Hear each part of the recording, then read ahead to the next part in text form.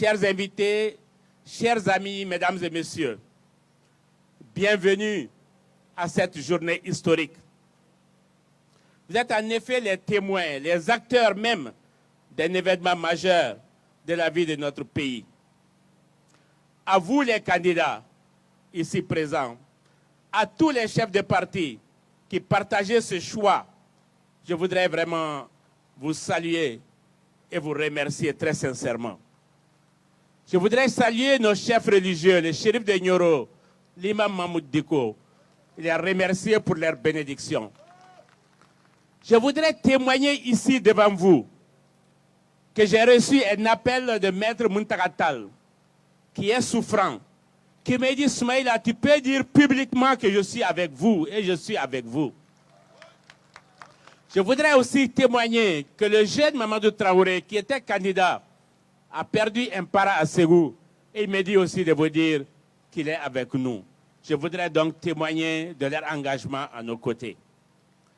Chers amis, au moment où nous entamons une nouvelle phase de notre lutte commune pour la consolidation de la démocratie dans notre pays, je voudrais exprimer ici ma très grande reconnaissance, mes chaleureuses félicitations et mes sincères remerciements à tout le directeur de campagne qui nous a amenés à la victoire, à notre victoire, à votre victoire.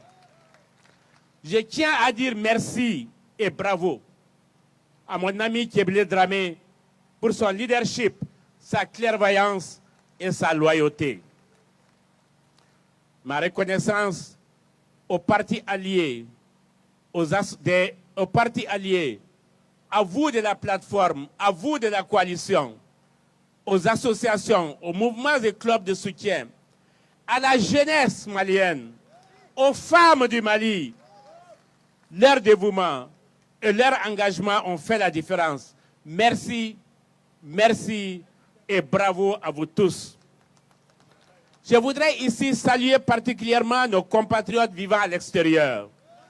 La diaspora malienne a donné l'exemple aux autres diasporas africaines. Elle reste à l'avant-garde du combat pour la liberté et la démocratie. Enfin, je voudrais saluer la presse malienne et internationale. Sans oublier les petites mains des réseaux sociaux qui ont relayé avec constance et célérité notre parcours et notre victoire. Merci à vous tous.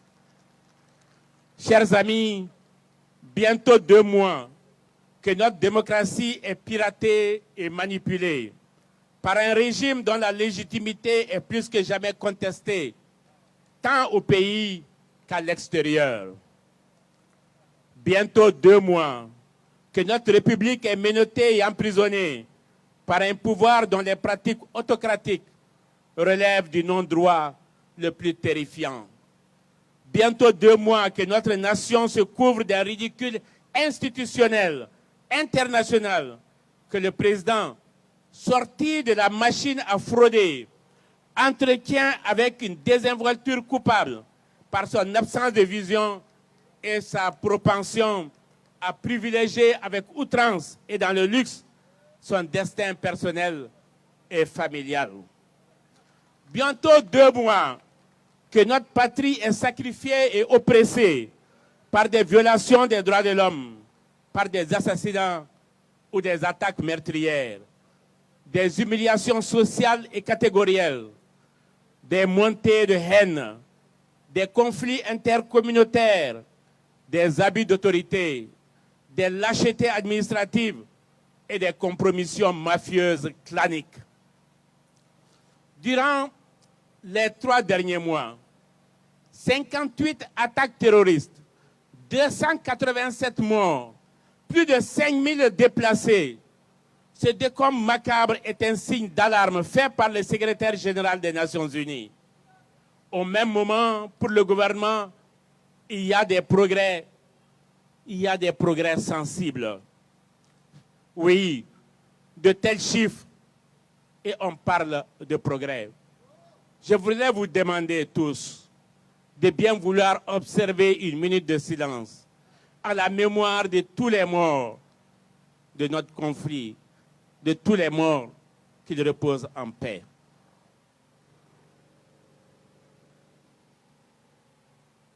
Merci. Chers amis, notre Mali ne sera plus notre Mali si nous courbons l'échine devant la loi taillée sur mesure pour et par une minorité prédatrice. Notre Mali ne sera plus notre Mali si nous mettons un genou à terre pour vénérer la joie d'une enrichie et cupide élite vouée à faire le malheur et à augmenter la douleur des populations pauvres ou déjà misérables. Notre Mali ne sera plus le Mali si nous nous couchons devant la perversion orchestrée de notre démocratie, devant le totalitarisme économique d'une minorité qui n'a d'obsession que son profit, devant la soumission de cette même caste dirigeante à des intérêts terroristes ou indépendantistes qui vont dépecer notre pays. Notre Mali, enfin, ne sera plus notre Mali si, gagné par la corruption, la fraude, l'invasion de la peur et de la torture, l'isolationnisme diplomatique, le diktat de l'argent sale, il est perdu pour la liberté. La déclaration qui vient d'être lue est donc un appel à la liberté, à notre liberté. C'est un ouvrage de combat collectif, un combat de résistance contre l'ignominie, l'indignité, l'insécurité, la précarité, la duplicité et la trahison. C'est notre combat pour notre vie, pour notre avenir, l'avenir de tous les Maliens, de l'intérieur aussi bien que de la diaspora. Notre combat, nous le menons pour honorer nos aînés qui ont bâti notre pays et nous l'ont transmis pour le fortifier et le grandir. Car toutes et tous, ici et demain ailleurs, et de plus en plus nombreux encore, nous sommes habités par cette flamme intérieure, patriotique, qui nous fait choisir la voie la plus juste. La flamme de la volonté d'être, de la liberté d'agir et de la dignité retrouvée. La flamme de dire que le Mali ne peut pas s'infliger à perpétuité des souffrances civiles, économiques et territoriales, encore moins accepter d'être impunément dépecés et écartelés. Les Maliens ont fait le choix du chemin de la paix, de la concorde. Ils refusent d'être privés de leur honneur et de leur unité nationale. Chers amis, nous ne sommes pas seuls. Nous sommes des centaines de milliers. Nos voix porteront plus haut et plus fort notre combat, quels que soient les obstacles. Nous ne sommes pas seuls. Nous sommes des centaines de milliers. Aucun tourment, ni aucune crainte ne peuvent nous envahir. Le Mali a une histoire légendaire, riche de hauts faits. Le Mali a toujours donné à son peuple et au monde des femmes et des hommes d'une noblesse d'esprit et d'une générosité de cœur remarquable.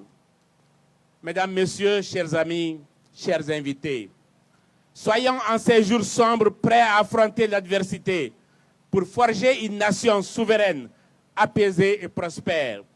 Soyons fiers de défendre nos libertés, nos valeurs et nos vertus pour faire grandir la démocratie. Le Mali, par nous et pour nous, contribuera de générer des femmes et des hommes, au-dedans et au-dehors, qui prendront leur part dans ce combat pour la démocratie, la République et la paix. Vous êtes ces femmes, vous êtes ces hommes. Chers amis, l'avenir de notre pays, donc de celui de nos enfants, est menacé. Il nous faut agir, agir vite et surtout agir maintenant. Agissons ensemble pour sauver notre pays.